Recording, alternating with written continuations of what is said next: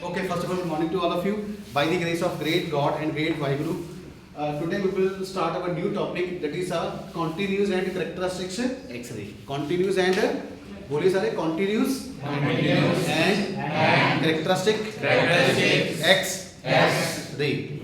तो हम word by word इसका meaning समझने की कोशिश करेंगे. Okay, so we will try to understand the meaning of every word. Are you getting a point? Yes. देखो वर्ड के ना मीनिंग में वर्ड के बीच में उसका अर्थ छिपा होता है. Only need is to we have to deeply concentrate the word. Are you getting a point?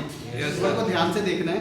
जैसे फॉर एग्जांपल हमारे पास दो तरह की एक्सरेज होती है. एक होती है कॉन्टिन्यूस एक्सरे, दूसरी क्या होती है कैरेक्टरिस्टिक्स. दूसरी कौन सी होती है characteristics x-ray. Okay, but before going to discuss the continuous x-ray and characteristics x-ray, First we have to define what is X-ray. What is X-ray? X-ray क्या होती है भाई? क्या होती है X-ray बताइए. X-ray का नाम सुना आपने? Yes, sir. किसने निकाला था? किसने डिस्कवर किया था इसको? बताइए. X-ray किस साइंटिस्ट ने निकाला था, डिस्कवर किया था?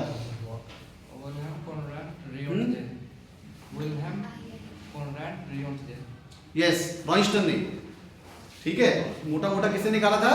रॉयस्टन ने. Royston was the scientist. Royston is the scientist who basically discovered it, and he got a Nobel Prize. He got a Nobel Prize for this wonderful discovery. Okay, बहुत ही पहले निकाल दी थी इसने. आज से आई थिंक 100-150 साल पहले निकाल दिया था इसको. बहुत ही बड़ी अचीवमेंट थी. आज भी बहुत बड़ी अचीवमेंट है एक्सरे, है ना. तो एक्सरे को निकाला. तो basically what is x-ray? X-ray होती क्या है? एक्सरे के काम क्या है ये बता दो पहले. What are the applications of x-rays? हम हॉस्पिटल में जाते हैं. यस, अगर बॉडी में कोई फ्रैक्चर है, कोई बोन फ्रैक्चर है, जैसे लास्ट ईयर मेरे अंगूठे में फ्रैक्चर हो गया था, तो डॉक्टर एडवाइज एक्सरेज. तो एक्सरेज क्या करते हैं, बोन्स का कहाँ पे बोन फ्रैक्चर है वहाँ उसको डायग्नोस करती है. और चेस्ट का एक्सरे भी हम करवाते हैं ना, चेस्ट का, है ना. अगर फॉर एग्जांपल आपके गले में इन्फेक्शन है या आपकी चेस्ट में इन्फेक्शन है, तो डॉक्टर एडवाइज दी एक्सरेज. तो एक्सरे में पता लग जाता है कि वो जो ब्लॉकेज है कि नहीं है, जिसको हम बोलते हैं रेशा, कितना रेशा है वो, है ना.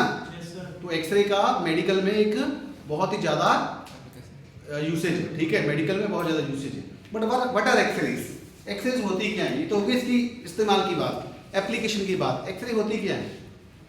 What is x-ray? नहीं, प्रोटॉन नहीं होते. इलेक्ट्रॉन भी नहीं. देखो एक्सरे, अगर कोई आपसे पूछे, कोई सिंपल आदमी आपसे पूछता है लेमैन, एक्सरे क्या होती है? एनर्जी होती है. क्या होती है? Energy. X-ray is called a energy. कोई एनर्जी बॉडी में पेनिट्रेट कर रही है, कोई एनर्जी बॉडी में पेनिट्रेट कर रही है. अगर बार बार एनर्जी को पेनिट्रेट किया जाए, क्या ये अच्छी बात है कि बुरी बात है? बुरी बात. उससे क्या हो जाएगा, हमारे जो सेल्स हैं वो खराब हो सकते हैं, डेड हो सकते हैं, है ना. तो उसका जो एक्सेसिव यूज है वो क्या है, वो हार्मफुल है. वो क्या है? It gives a harmful effect. It give a harmful effect. So that is why कि जो डॉक्टर्स होते हैं, वो जो छोटे बच्चे होते हैं जिनको हम बोलते हैं इन्फेंट्स, और जो लेडीज होती हैं, जो प्रेग्नेंट लेडीज होती हैं, उनको ज़्यादा एक्सरेज एडवाइस नहीं करते. क्यों? Because the x-rays are very much harmful for the infant baby, for the infant baby. I getting a point. छोटो बच्चों के लिए या इंसान के लिए भी अगर ज़्यादा उसका यूज होगा तो वो ज़्यादा डेंजरस है. ठीक है, आमतौर पे 15-20 दिन जो फ्रीक्वेंसी होती है, 1 महीने से पहले डॉक्टर एडवाइस नहीं करते ज़्यादा x-ray. I getting a point. 15 दिन से पहले या 1 मंथ से पहले डॉक्टर एडवाइस नहीं करते. तो what are x-rays? X-ray is basically x-ray is energy. X-ray is called a energy, and x-ray is also called a, it is basically electromagnetic radiation. It is called a electromagnetic radiation, EM radiation. This is called a EM radiation, electromagnetic radiations. Okay, X-rays are electromagnetic radiations. X-rays are electromagnetic radiations. Number 2, X-rays are also called photons. X-rays are also called photons. X-rays are also called photons. X-ray is also called energy. X-rays are also called energy. So simply we can say that X-ray is called electromagnetic radiation. X-ray is called photons. X-ray is called photons, and energy of the photon is h nu. Energy of the photon is h nu. H nu is the energy of the photon, and this is a symbol of photon. This is a symbol of a photon. This is a photon. and this E is equal to h nu, that is called the energy of the photon. That is called the energy of the photon. E is called energy, h is called Planck's constant, h is called the and nu is called frequency. Nu is called frequency. तो x-ray समझ आया? X-ray क्या है? Basically photons. X-rays are photons. X-rays क्या है? Photons हैं. X-rays photons मतलब energy. Photons मतलब एनर्जी. कोई एनर्जी बॉडी में जाती है और उसको जो भी हमारी प्रॉब्लम है उसको डायग्नोज करती है. तो x-rays are photons. X-rays are photons of energy h, of energy h. I getting your point? But ये जो एक्सरे है, जो एक्सरेज है ना, ये बेसिकली एटॉमिक फिनोमिना है. ये क्या बेसिकली एटॉमिक फिनोमिना है. जो हमारे शेल्स होते हैं ना, K shell, L shell, M shell, N shell, वहां से ये प्रोड्यूस होती है. Are you getting your point? तो x-ray is called the atomic phenomena. X-ray is called the atomic phenomena. अच्छा, एक आपने गामा रे भी सुना होगा. गामा रे सुना आपने? गामा रे क्या होती है? गामा रेस क्या होती है? गामा रेस क्या होती है? गामा रेस भी फोटोन्स होते हैं. गामा रेस में क्या होते हैं? फोटोन्स होते हैं. Just similar to the x-rays. पर दोनों में डिफरेंस क्या है? यस, गामा रे की एनर्जी क्या होती है? बहुत ज्यादा. क्या होती है? Very high energy. Very high energy. Very high energy. High energy. अगर मैं बात करूं दोनों की, तो गामा रे क्या होते हैं? High energy photons. Gamma rays are high energy photons, whereas x-rays are low energy photons. X-rays are. और ये कौन सा फिनोमेना? Atomic phenomena. ये कौन सा है? Atomic phenomena. K shell, L shell, M shell या एन शेल से निकलते हैं. जबकि जो गामा रे, ये क्या है? Nuclear phenomena. It is called a nucleus से निकलती है. ये कहां से निकलती है? न्यूक्लियस से. कहां से निकलती है? कहां से निकलती है? न्यूक्लियस. सोर्स से कहां से निकलती है? न्यूक्लियस. एनर्जी किसकी ज्यादा होगी? न्यूक्लियस से ज्यादा जो एनर्जी निकलेगी वो ज्यादा होगी रेडिएशन. जहाँ जो रेडिएशन एटॉमिक शेल से निकल रही है उसकी एनर्जी ज्यादा होगी न्यूक्लियस की. क्योंकि सारे का सारा मास कहाँ पे फोकस है? न्यूक्लियस. न्यूक्लियस के अंदर कौन बैठा है? Proton and neutrons. Proton and electrons नहीं होते. इलेक्ट्रॉन्स बाहर होते हैं. इलेक्ट्रॉन्स कहाँ पे होते हैं? अगर बाहर होंगे तभी तो चार्ज कंपनसेट होगा ना. तभी एटम का नेट चार्ज क्या होता है? जीरो. क्या होता है? Zero. Atom is electrically neutral. Atom is electrically neutral. तो ये डिफरेंस है. अगर कोई आपसे पूछे what is the difference of x-ray and gamma ray? Both are photons. Both are photons. Okay, both are electromagnetic radiations. Both are photons. But difference is these are low energy photons, these are low energy photons, whereas the gamma rays are the X-rays are the low energy. बोलो, X-rays are the low energy photons, gamma rays are the high energy photons. तो इसलिए आपने देखा होगा जितने भी हमारे जो एटम बॉम्ब्स बनते हैं, है ना, वहाँ से जो रेडिएशन निकलती है वो यही निकलती है गामा रेज से. जितने भी हमारे एक्सपेरिमेंट्स होते हैं, जो न्यूक्लियर लैब्स होती हैं, जो सेटअप्स होते हैं जहाँ पे साइंटिस्ट काम करते हैं, वहाँ पे लिखा होता है स्ट्रिक्टली प्रोहिबिटेड एरिया. बिकॉज वहाँ पे जो रेडिएशन का एरिया, रेडिएशन का जो है वो बहुत ज़्यादा डेंजर रहता है. वहाँ पे high level of high dose of radiation होता है वहाँ पे. ठीक है, तो वहाँ पे वो जो साइंटिस्ट होते हैं वो स्पेशल काइंड ऑफ सूट्स पहनते हैं ताकि रेडिएशन के अंदर पेनिट्रेट ना करे. उससे कैंसर भी हो सकता है. क्या हो सकता है? कैंसर भी हो सकता है. तभी वो जो हमारी न्यूक्लियर लैब्स बनती है वो समंदर के किनारे बनती है, ताकि अगर रेडिएशन निकलेगी वो कहाँ पे जाएगी? समंदर में चली जाएगी. Getting a point? तो सिविलियंस का आना वहाँ पे क्या है? Strictly prohibited area. और वैसे भी खतरा बहुत है, कुछ भी हो सकता है. Are getting a point? किसी भी जो ऐसी जो एक्टिविटीज होती हैं, जो न्यूक्लियर एक्टिविटीज होती हैं, दैट कम्स अंडर दी, वो गवर्नमेंट का एक सीक्रेट मिशन होता है और वो ज़्यादा रिवील नहीं होती. Are getting a point? किस प्रोजेक्ट पे काम हो रहा है वो ज़्यादा बहुत साइलेंटली काम होता है. जैसे आपको पता होगा एक मूवी भी आई थी ना जॉन इब्राहिम की, परमाणु, है ना. वो किस पे बनी थी? वो जो अब्दुल कलाम सर ने किया था, उस पर बेस्ड थी.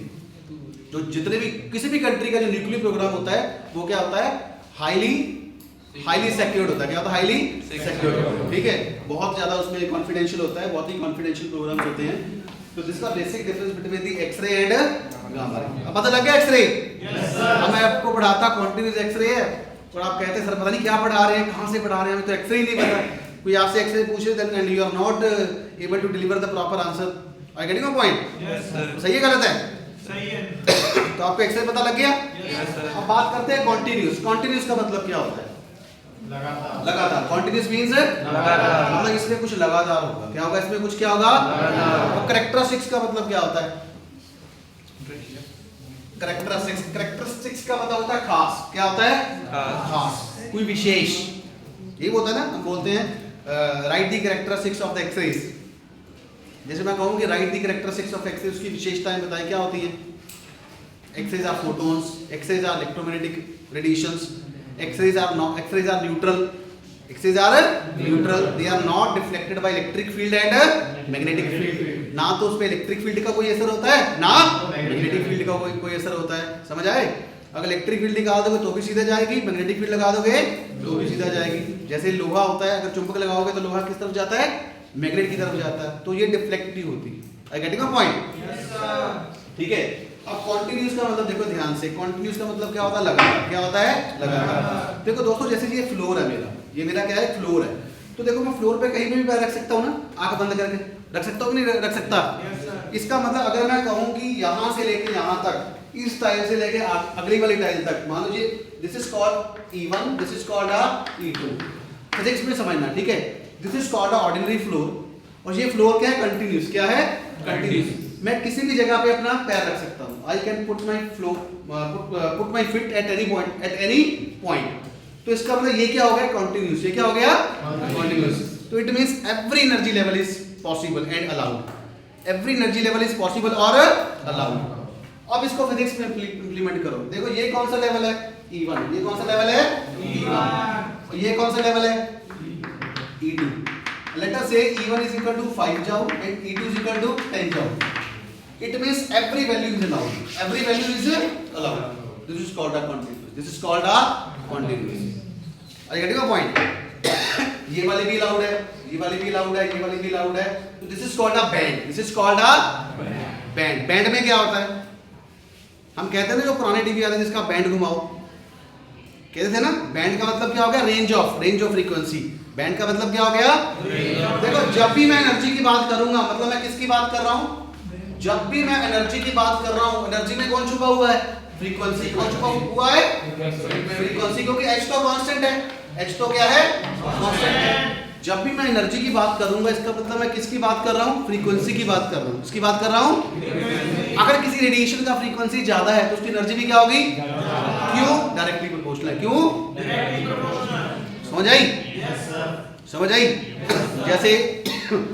जैसे और एक चीज और है, जिसका लैम्डा ज्यादा होगा उसकी फ्रीक्वेंसी क्या होगी, कम होगी।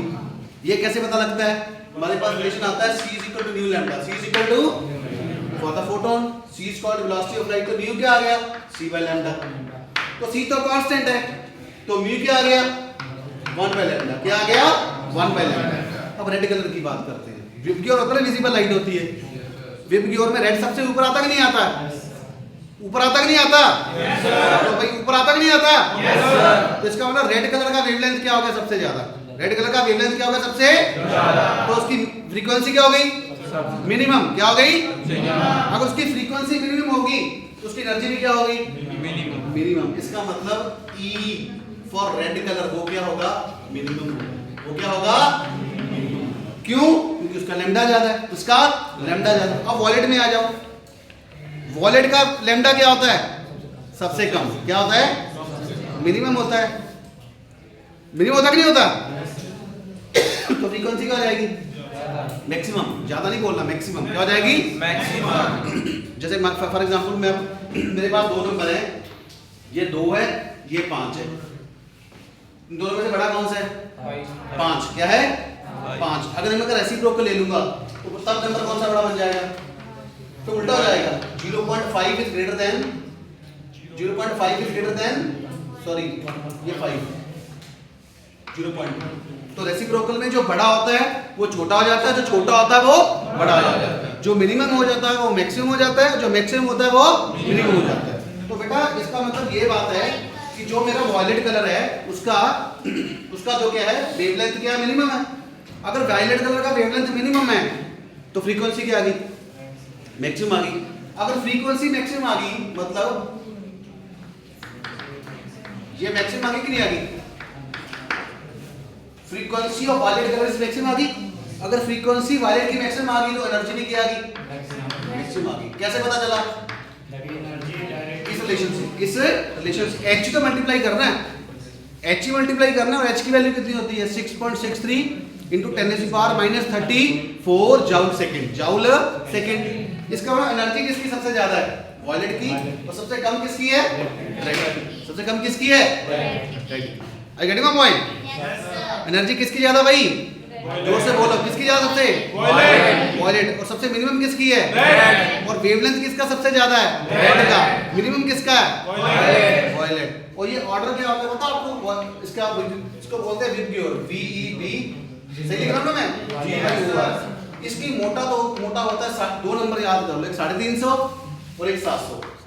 350 और 700, साथ में नैनोमीटर लगा दो। नैनोमीटर।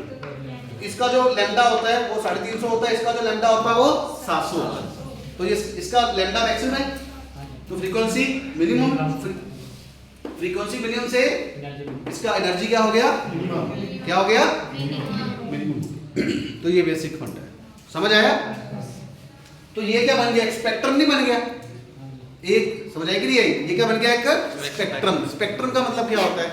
स्पेक्ट्रम मीन किसी भी लाइट को इंक्रीजिंग ऑर्डर ऑफ वेवलेंथ खड़ा कर दो या डिक्रीजिंग ऑर्डर ऑफ वेवलेंथ खड़ा कर दो, तो वो क्या बन जाता है? स्पेक्ट्रम। या फ्रीक्वेंसी को इंक्रीजिंग ऑर्डर कर दो या डिक्रीजिंग ऑर्डर कर दो, एक ही बात है। ठीक है? अब दोस्तों ध्यान रखना, जब भी मैं एनर्जी की बात करूंगा, एनर्जी में कौन छुपा हुआ है? फ्रीक्वेंसी। एनर्जी किसका फंक्शन है? फ्रीक्वेंसी का फंक्शन है। फ्रीक्वेंसी बढ़ाऊंगा तो एनर्जी अपने आप बढ़ेगी। एनर्जी अपने आप बढ़ेगी। ये समझ आया? अब कॉन्टिन्यूस में देखो, कॉन्टिन्यूस मतलब every value is allowed. 6 is allowed, 7 is allowed, 8 is allowed, 9 is allowed, 10 is allowed. Are you getting my point? Every value is allowed. That is why it is called a continuous X-ray. इसका मतलब इसमें क्या होगा? हमें वो सारे X-rays मिलेंगे जिनकी एक रेंज होगी, जिनकी क्या होगी? रेंज होगी। और वो रेंज क्या बन जाएगी? स्पेक्ट्रम बन जाता है। क्या बन जाता है? मतलब every value is allowed. Let us से मेरे पास 5 वाला फोटोन भी आ गया, 6 वाला भी आ गया, 7, 8, 9, 10, every value is allowed. Every value is allowed. अब आ जाओ कैरेक्टरिस्टिक्स पे। अब क्या आ जाओ? कैरेक्टरिस्टिक्स। कैरेक्टरिस्टिक्स का मतलब होता है, कैरेक्टरिस्टिक्स का मतलब होता है फिक्स्ड। क्या मतलब होता है? फिक्स्ड, डिस्क्रीट, क्वांटाइज्ड,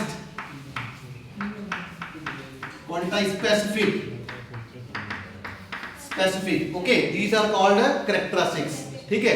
अब सीढ़ियां देखी आपने, आपसे और डाउनस्टेयर्स देखी आपने, जो सीढ़ियां नीचे से भी ऊपर जाती है, जो ऊपर से नीचे आती है, वो कैसे होती हैं? वो ऐसे होती है ना, ऐसे होती है ना। जहां तो आप यहाँ पे पैर रखोगे, जहां यहाँ पे रखोगे, जहां यहाँ पे रखोगे। अगर मैं बीच में पैर रखूंगा तो क्या हो जाएगा? गिर जाऊंगा। क्या होगा? गिर। इसका मतलब in characteristics not every value is allowed, not every value is allowed, only some certain specific values are allowed. Let us say इसकी वैल्यू है 5, इसकी वैल्यू 10, इसकी वैल्यू 15, इसकी वैल्यू कितनी है? 20। इसका मतलब जहां तो 5 इज अलाउड, जहां 10, जहां 15, जहां 20। 6 is not allowed, 7, 8, 9 is not allowed. This is called a characteristics. And the finest example is CDM. Finest example is CDM. जो हमारा जो ऑर्डिनरी फ्लोर होता है, ये क्या होता है? कंटिन्यूस होता है। जो रैंप होता है, देखा ब्लॉक के बाद रैंप लगा हुआ है उस तरफ, जो आदमी चल फिर नहीं सकता, रैंप भी कंटिन्यूस होता है। जो सीढ़ियां होती हैं वो क्या होती हैं? वो क्या होती हैं? कैरेक्टरिस्टिक्स। क्या होती है भाई? जोर से बोलो, क्या होती हैं? कैरेक्टरिस्टिक्स। इसका दूसरा नाम क्या है? Fixed, discrete. सारे बोलो, फिक्स्ड, डिस्क्रीट, क्वांटाइज्ड, स्पेसिफिक। ठीक है? जाता हूं मैं ये दिस इज अलाउड, जहां दिस इज अलाउड। अब इसको फिजिक्स पे लगा, इस कॉन्सेप्ट को कहां पे लगाना हमने? फिजिक्स पे। लेट अस से मेरे पास 3 लेवल है या 2 लेवल है, E1, E2, E3। Late us से दिस इज 5 जाओ, दिस इज 10 जाओ, दिस इज 15 जाओ। इसका मतलब हमारे पास कितनी एनर्जी वैल्यूज पॉसिबल है? Only 3 are possible. Either 5 joule is possible, or E2 is possible, or E3 is possible. In between, no value is allowed. In between, no value is allowed. This kind of structure is called a characteristics, or discrete, or quantized, or specific. जो लगातार होता है, band वाला होता है, जो इस तरह वाला होता है, वो क्या होता है? वो कंटिन्यूस होता है। वो क्या होता है? कंटिन्यूस, जैसे हमारा ऑर्डिनरी फ्लो। और जो सीढ़ियों वाला होता है वो ऐसा होता है। इसका मतलब इस कॉन्सेप्ट को हम इस पे लगाएंगे, कंटिन्यूस और कैरेक्टरिस्टिक्स एक्स रे में लगाएंगे। तो एनी प्रॉब्लम? Any problem? समझ आ रहा सबको? Yes sir. जोर से बोलो भाई। Yes sir. आगे बढ़े, अब स्टार्ट कराऊं? आप देख लीजिए कितना समय लग गया, 15-20 मिनट तो हमें बेस बनाने में लगे ही लगे। इसलिए मैं कहता हूं कि प्लीज बी इन टाइम। जितना आप जल्दी आओगे उतना जल्दी सेशन स्टार्ट होगा, और जितना जल्दी सेशन स्टार्ट होगा हम उस टॉपिक को उतना अच्छे से समझ पाएंगे। I getting my point? Yes sir. तो this is the importance of time. अब आओ देखो बात करते हैं।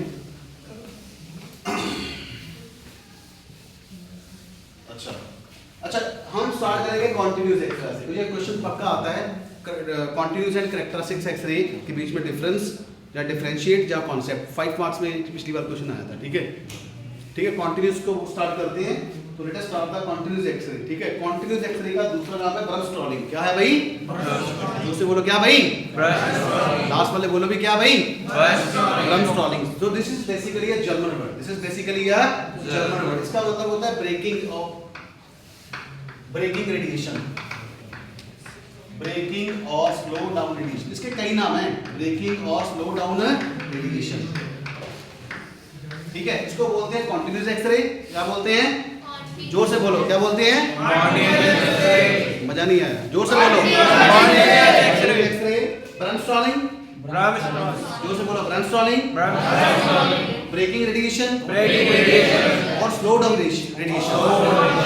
इसका एक और नाम है, इसको हम बोलते हैं इनवर्स फोटोइलेक्ट्रिक इफेक्ट। क्या नाम है इसका?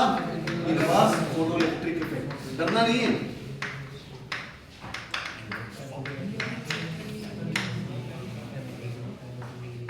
अगर मान लीजिए आपको आ गया एग्जाम में discuss on the concept of inverse photoelectric effect, मतलब किसकी बात हो रही है? Continuous X ray. किसकी बात हो रही है? ब्रमस्ट्रॉलिंग की बात हो रही है, कॉन्टिन्यूस एक्सरे की बात हो रही है। डिस्कस द कॉन्सेप्ट ऑफ ब्रमस्ट्रॉलिंग, किसकी बात हो रही है? कॉन्टिन्यूस एक्सरे की बात हो रही है। Discuss the concept of inverse photoelectric effect, continuous. Discuss the braking और स्लो, व्हाट इज ब्रेकिंग और slow down radiation, continuous X ray की बात हो रही है। किसकी हो रही है? कॉन्टिन्यूस। कितना होगा इसके? 1 2 3 4 5। It has 5 name. It has a 5 name. जैसे आप ही के घर में एक बार होता है जो फेयर नाम होता है वो अलग होता है। घर वाले कुछ और बुलाते हैं, मोहल्ले वाले कुछ और बुलाते हैं, हाँ, नाना नानी कुछ और बुलाते हैं, दादा दादी कुछ और बुलाते हैं। होता कि नहीं होता? एक ही है ना, एक ही बंदे के 3-4 नाम। वैसे ही ये कॉन्सेप्ट है। तो स्टार्ट करते हैं कॉन्टिन्यूस एक्सरे। तो इसका मतलब इसमें कुछ लगातार होगा। क्या होगा इसमें? कुछ लगातार। अब हम सबसे पहले क्या बनाते हैं? एटम बनाते हैं। ये मेरा न्यूक्लियस है। ये मेरा क्या है? न्यूक्लियस।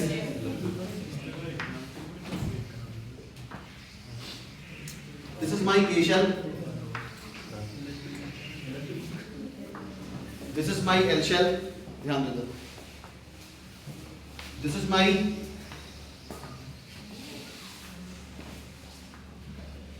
M shell।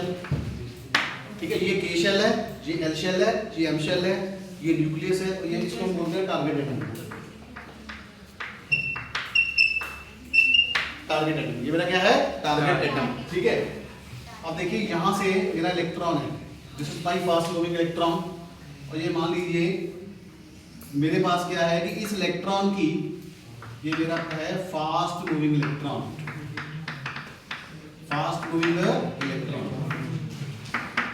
ठीक है, ये मेरा क्या है? Fast moving electron. देखो जब भी कोई वस्तु चलती है, ऑब्जेक्ट चलता है, तो उसके पास कौन सी एनर्जी होती है? पोटेंशियल और kinetic.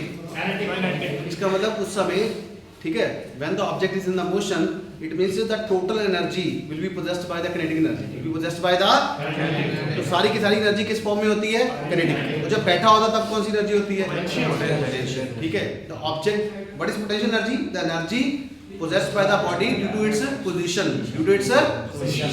So due to the rest position is called potential, and the energy possessed by a body due to its motion is called a kinetic energy. Is called a kinetic energy. इसका मतलब जब electron बैठा है तो कौन सी energy है?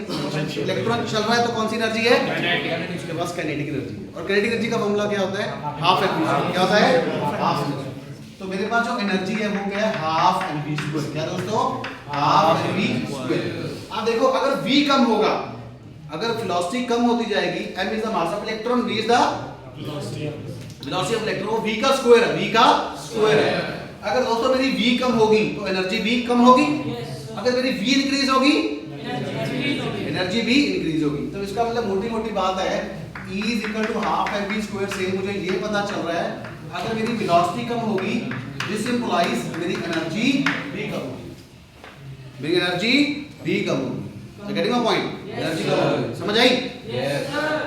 अब दोस्तों ये मेरा इलेक्ट्रॉन चल रहा है इस तरफ, ठीक है, मेरे पास इलेक्ट्रॉन आया फास्ट मूविंग, हमने इलेक्ट्रॉन जनरेट कर दिया, ठीक है। ये इलेक्ट्रॉन किसके साथ कोलाइड करता है? एटम के साथ। किसके साथ कोलाइड करता है? तो हम इसको बोलेंगे कि this fast moving electron is incident on this atom, जहां हम बोलेंगे this is a collision, this is a collision between a atom and a fast moving electron, ठीक है। कोलिजन बोल लो चाहे इंसिडेंट बोल लो, एक ही बात है। तो हम बोलेंगे, हम कोलिजन वर्ड यूज करेंगे कि इलेक्ट्रॉन किसके साथ कोलाइड कर रहा है? टारगेट एटम के साथ कोलाइड कर रहा है। तो क्या होगा बताओ? जब दो चीजों की टक्कर होती है तो क्या होता है? नुकसान होता है। क्या होता है? नुकसान। यही होता है ना। अगर इधर से बस आ रही है, इधर से बस आ रही है, टकराएंगे तो क्या होता है? नुकसान, डैमेज। मतलब उसका मतलब उसको हम साइंस में क्या बोलेंगे, फिजिक्स में क्या बोलेंगे? Loss of energy. क्या होगा? Loss of energy. जब क्रस्ट के साथ क्रस्ट मिलती है तब एक बड़ा क्रस्ट बनता है, जब क्रस्ट के साथ ट्रफ मिलती है तो वो उसको क्या करता है? वो उसको बैलेंस कर देता है। समझ आई कि नहीं आई?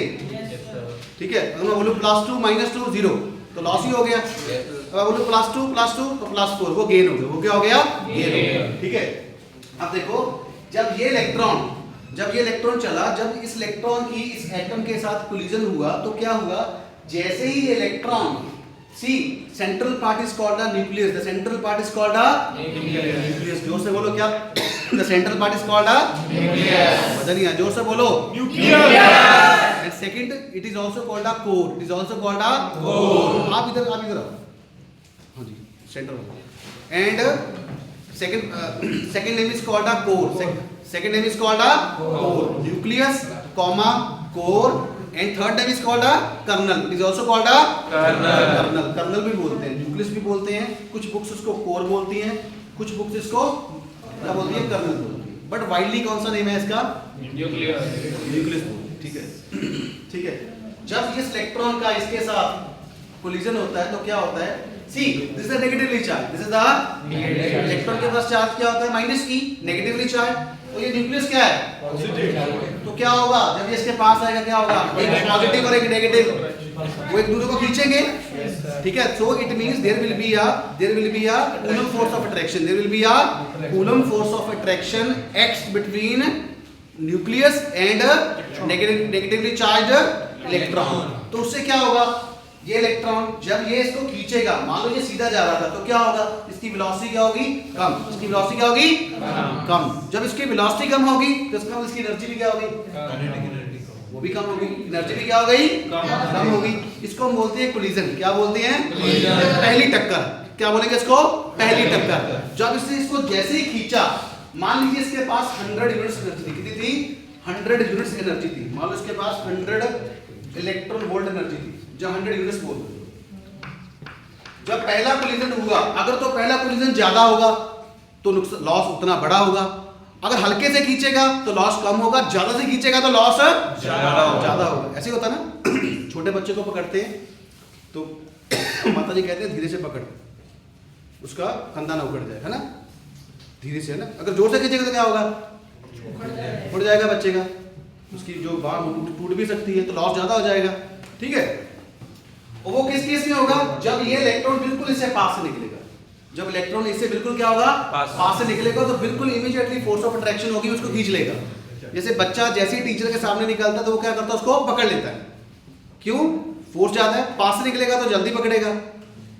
जैसे आप है ना ड्राइव करते हो, पुलिस वाला सामने खड़ा, अगर पुलिस वाले के सामने से निकलोगे तो क्या करेगा? पकड़ लेगा आपको, वो आपका चालान कर देगा। Getting the point? जितना पास से निकलोगे अट्रैक्शन ज्यादा होगी, जितना दूर से निकलोगे अट्रैक्शन है, बोलो भाई, अट्रैक्शन ज्यादा होगी कम होगी?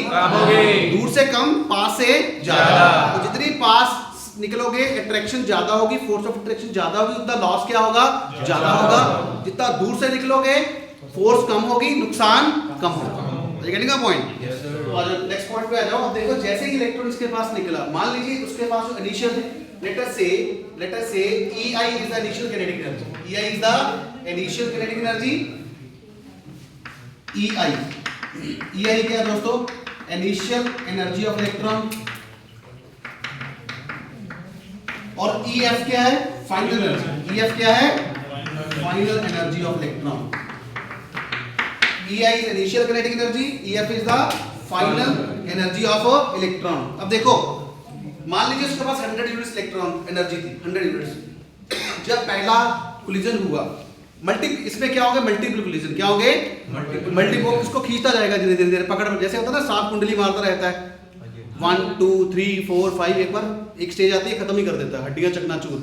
सेम वैसे ही यदि जैसे ही इसको पकड़ेगा, आप दोनों पे ध्यान से, आप ही उठेगा, आप इधर आ जाओ, हर्षप्रीत था उस तरफ पहली सीट पे, ठीक है। तो जैसे ही इसके पास से निकलेगा तो क्या होगा, क्या होगा, it will exert a there will be a Coulomb force of attraction, there will be a Coulomb force of attraction X between positively charged nucleus and negatively charged electron। समझ आई कि नहीं आई? उससे क्या होगा, इलेक्ट्रॉन की स्पीड कम होगी, और जैसे ही इलेक्ट्रॉन की स्पीड कम होगी मतलब स्पीड कम होगी तो एनर्जी भी कम होगी। अब मान लीजिए उसके पास 100 यूनिट्स एनर्जी थी, कितनी थी, 100, और जब पहला कोलिजन हुआ उसमें से 20 एनर्जी निकल गई, 20 मिनट क्या हो गई, एनर्जी लॉस हो गई, तो कितनी बची, 80, कितनी बची, 80 बच गई। और 100 क्या होता है, 100 इज इक्वल टू 80 प्लस 20, यही होता है ना। Yes sir. इसका मतलब ये जो लॉस हुआ 20 यूनिट्स का, ये जो लॉस हुआ ना 20 यूनिट्स ऑफ एनर्जी का, this loss of energy will be appeared in the form of a X ray, in the form of X ray. तो बाहर से नहीं आएगी, बाहर से नहीं आएगी, तो यहां से फोटोन आ गया, फिर यहां से आ जाएगा, फिर यहां से आ जाएगा, एक यहां से आ जाएगा। इसको मैं क्या बोल देता हूं, एक्स-रे। क्या बोल देता हूं, एक्स-रे। कौन सा एक्स-रे, कॉन्टिन्यूस एक्स-रे।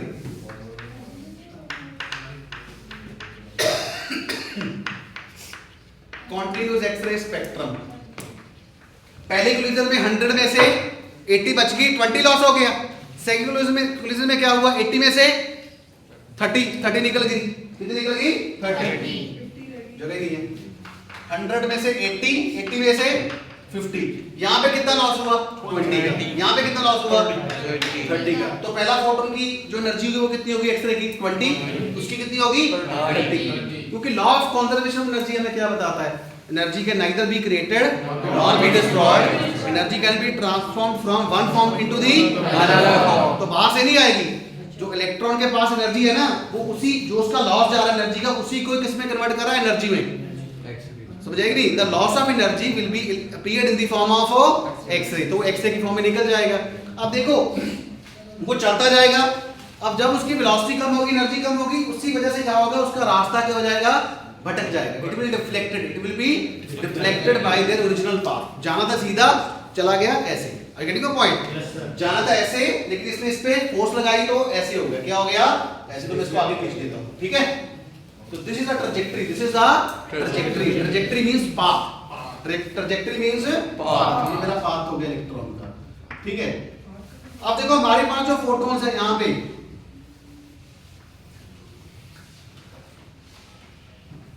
अब वर्ड कंटिन्यूस क्यों लगाया, कंटिन्यूस इसलिए लगाया क्योंकि मेरे पास एक रेंज ऑफ फोटॉन्स बन जाएंगे। क्या बन जाएंगे, range of photons, range of photons, that is why it is called a continuous, that is why it is called a continuous. मेरे पास 10 वाला भी होगा, 12 वाला भी होगा, 15 वाला भी होगा, 20 वाला भी होगा। तो जैसे जैसे इलेक्ट्रॉन एनर्जी लूज करता जाएगा, हमारे पास एनर्जी यहां से in the form of X ray will be available. Okay, so the basic point is the loss of energy, the loss of energy will be appeared in the form of electromagnetic radiations, and that electromagnetic radiations are called x-rays, are called x-rays। और इसीलिए इसको white radiation भी बोलते हैं। क्या बोलते हैं, white radiation। 6 नाम हो गए इसके, 6 white radiation। मैंने पहले नहीं लिखा था। white का मतलब क्या होता है, विजिबल। जो हमारी बाहर लाइट है इसको क्या बोलते हैं, व्हाइट लाइट। क्या बोलते हैं, क्या बोलते हैं भाई, व्हाइट लाइट। और विजिबल लाइट भी बोलते हैं, क्या बोलते हैं, विजिबल लाइट। इसको हम विबग्योर बोलते हैं, क्या बोलते हैं, विबग्योर। इसका वेवलेंथ ऑर्डर क्या है, 350 नैनोमीटर से 700, कुछ बुक 350 लिखती है, कुछ 400, एक ही बात है, 400 से 700। समझ आएगी नहीं, तो याद रखने का क्या फॉर्मूला है, 350 याद कर लो, उसका डबल कर लो, 7 नैनोमीटर लगा दो, वेवलेंथ भी निकल, वेवलेंथ भी पता लगी, वेवलेंथ से फ्रीक्वेंसी निकालोगे, फ्रीक्वेंसी एनर्जी निकाल सकते हो, ठीक है। तो इसके कितने नाम हो गए, कॉन्टिन्यूस, ब्रेनस्टॉर्मिंग। अब देखो इसको ब्रेकिंग क्यों बोलते हैं, तो ये ऐसे ही लग रहा है कि जैसे कोई साइकिल वाला चल रहा है, उस पर ब्रेक लग रही है, पहला ब्रेक लगा, फिर ब्रेक लगा के चल रहा है। तो इलेक्ट्रॉन क्या कर रहा है, तेजी से नहीं आ रहा, इलेक्ट्रॉन ब्रेक लगाता आगे चल रहा है, जिससे उसकी स्पीड क्या हो रही है, कम हो रही है। क्या हो रही है, कम हो रही है। That is why it is a German word and the meaning of this brainstorming is called a braking radiation or slow down radiation. इसलिए इसको क्या कहते हैं, ब्रेकिंग रेडिएशन। क्यों? क्योंकि इलेक्ट्रॉन के पाथ पे क्या लग रही है, ब्रेक लग रही है। क्या लग रही है, ब्रेक लग रही है। इलेक्ट्रॉन की स्पीड क्या हो रही है, कम हो रही है। कर कौन रहा, कौन कर रहा, कौन कर रहा है, न्यूक्लियस। कौन कर रहा है, nucleus. Due to the Coulomb force of attraction, due to the Coulomb force of attraction. और अब देखो, जितना ये इसके पास होगा, जितना दूर से होगा, उतना लॉस ऑफ एनर्जी कम होगा और हमें जो फोटॉन्स मिलेंगे उनकी एनर्जी क्या होगी, कम होगी। जितना ये पास से होगा उतना धमाका क्या होगा, कोलिजन क्या होगा, ज्यादा होगा। उतनी फोर्स ऑफ अट्रैक्शन क्या होगी, ज्यादा होगी। उतनी वेलोसिटी एकदम, अगर उसकी वेलोसिटी 100 है तो एकदम 100 से क्या आ जाएगा, 10 पे आ जाएगा। क्या आ जाएगा, 10 रुक ही जाएगा ऑलमोस्ट। 100 से 80 आ जाएगा। समझ आएगी नहीं आई? अगर 100 से मान लो 100 से 20 आ गया, 100 से 20 आ गया तो लॉस कितना हुआ, 80 का लॉस कितना हो गया, मैंने गलत बोल दिया था। 100 से 20 आ गया तो 80 का लॉस हो गया। तो जितना पास से निकलेगा उतना कोलिजन स्ट्रांग होगा। क्यों कोलिजन स्ट्रांग होगा, क्योंकि force of attraction will be more between positive nucleus and negatively charged electron. और जितना लॉस ज्यादा होगा उतना इस एक्सरे का एनर्जी का वैल्यू भी क्या होगी, ज्यादा होगी। इसलिए इसको कॉन्टिन्यूअस बोलते हैं। क्या बोलते हैं, क्योंकि हमारे पास सभी रेंज के फोटॉन्स आ जाते हैं। जैसे मेरा फ्लोर है, सभी रेंज की वैल्यूज की एनर्जी आती है, इसलिए इसको कॉन्टिन्यूअस बोलते हैं। व्हाइट लाइट क्यों बोलते हैं, व्हाइट रेडिएशन? क्यों, हमारे पास हर एक रेंज का फोटोन है। ब्रेकिंग और स्लो डाउन रेडिएशन क्यों बोलते हैं, क्योंकि इलेक्ट्रॉन के पाथ पे क्या चल रही है, ब्रेक लग रही है। क्या लग रही है, ब्रेक लग रही है। और ब्रेनस्टॉर्मिंग का मतलब यही है। कॉन्टिन्यूअस का मतलब मैंने आपको बता दिया। लास्ट में बच गया ये ग्राफ। अच्छा, इसका मतलब क्या हुआ, एक लास्ट बात। इसका मतलब जो हमारे पास एनर्जी होगी, तो in physics scientifically we can say that initial energy minus final energy of electron will be equal to h nu, will be equal to the h nu। यही होगा ना, इलेक्ट्रॉन की जो इनिशियल एनर्जी होगी minus final energy होगी, वो किसके equal होगी, h nu। और h nu क्या है, energy of X ray, energy of X ray, energy of photon, energy of photon. जितनी इलेक्ट्रॉन की इनिशियल माइनस फाइनल कहोगे, वो जो डिफरेंस आएगा, उस एनर्जी डिफरेंस के वैल्यू के इक्वल का फोटोन बाहर निकलेगा। Getting the point? EI minus EF is equal to H। और लास्ट में ये ग्राफ आता है intensity versus lambda, intensity versus lambda. This is done for the material tungsten. We have taken up 4 different potential. First is for the 20 kilovolt, second is called the 30, this is called the 40, this is called the 50। तो आप देखो, जितना ज्यादा potential दिया है हमने electron को, potential का मतलब जितनी एनर्जी ज्यादा दिया है उतनी उसकी इंटेंसिटी, उतनी उसका वेवलेंथ भी देखो, उतनी उसकी इंटेंसिटी की वैल्यू भी क्या है, ज्यादा है। उसकी इंटेंसिटी की वैल्यू भी क्या है, ज्यादा है। तो ये हमने बताने की कोशिश की है इसमें, इस ग्राफ। समझ आई? Yes sir. हो गया टाइम? Yes sir. हो गया? Yes sir. तो टाइम फास्ट निकला कि स्लो निकला? बहुत फास्ट निकला है ना। तो any doubt from this session, from this continuous X ray? Yes or no? No sir. Are you getting all the points? Yes sir. Thank you so much. Thank you.